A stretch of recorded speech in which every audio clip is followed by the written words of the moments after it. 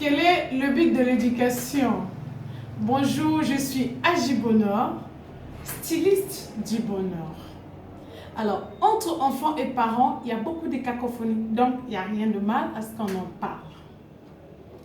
Le but de l'éducation est si simple. Rendre l'enfant que vous êtes en train d'éduquer là autonome. C'est au fait le but de l'éducation, rendre autonome. Si simple. Alors, pour que lui, il développe sa propre autonomie, ça va passer par beaucoup de maladresse, mais aussi d'incompréhension entre toi, le parent, et l'enfant. Lorsqu'il refuse de faire ce que vous lui demandez de faire, ne dites pas toujours que mon enfant est rebelle, qu'il est insupportable, mais il faut bien qu'il développe sa capacité à prendre ses propres décisions. Hein? Ça ne va pas plaire. C'est sûr que ça ne va pas plaire, mais est-ce qu'on ne peut pas changer ce regard que nous posons souvent sur nos propres enfants, que de penser que s'ils ne m'écoutent pas, ce n'est pas un enfant bien, c'est un enfant difficile. N'oubliez pas un fait. L'enfant qui est en face de vous, ce n'est pas vous, c'est une autre personne. Ça veut dire que dans sa vie, que vous soyez sa mère, que vous soyez son père, eh bien, les autres personnes qui vont discuter ou échanger ou cohabiter avec lui vont vous représenter toute sa vie. Les verrous de l'éducation, c'est donc vouloir matérialiser un enfant idéal. Il n'y a aucun lien entre l'enfant que vous avez imaginé, c'est-à-dire l'enfant parfait, sans défaut, et l'être humain que vous avez mis au monde. C'est une personne à part entière, c'est-à-dire libre de ses choix, mais aussi de ses actions. Maintenant, si vous soumettez votre propre enfant à ne faire que ce que vous voulez, c'est-à-dire vous le dressez, préparez-vous à ce que quand il est en train de grandir, il fera toujours ce que les autres vont lui demander de faire. À l'école primaire, il va obéir aux enfants, aux autres enfants.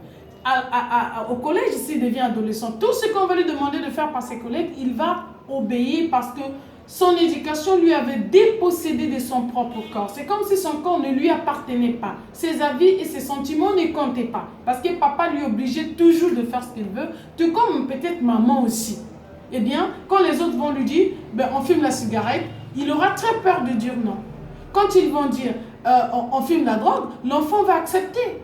Ou bien on fait du sexe avec toi, l'enfant dira oui parce que son corps, figurez-vous, ne lui appartient pas. C'est l'objet des autres. Ils vont faire ce qu'ils veulent. Alors s'il vous plaît, acceptez que deux fois l'enfant peut vous dire non.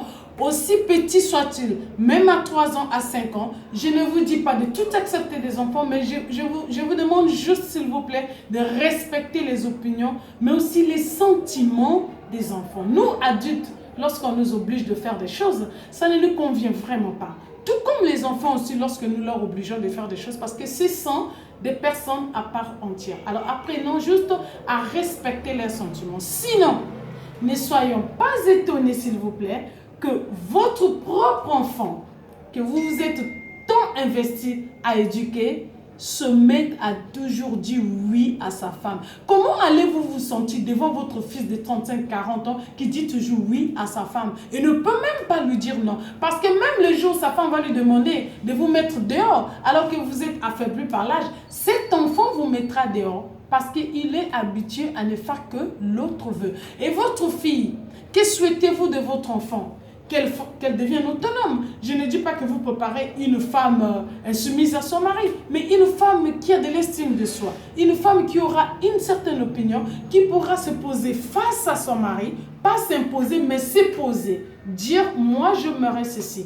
Mais si vous soumettez votre enfant à toujours vous dire oui, eh bien ne soyez pas étonnés qu'il fasse tout ce qu'on lui demandera de faire. Pour terminer, je vous rappelle s'il vous plaît, le rôle d'un parent, c'est de rendre un enfant autonome. Merci de pousser un tout petit like, mais aussi de partager. À très bientôt.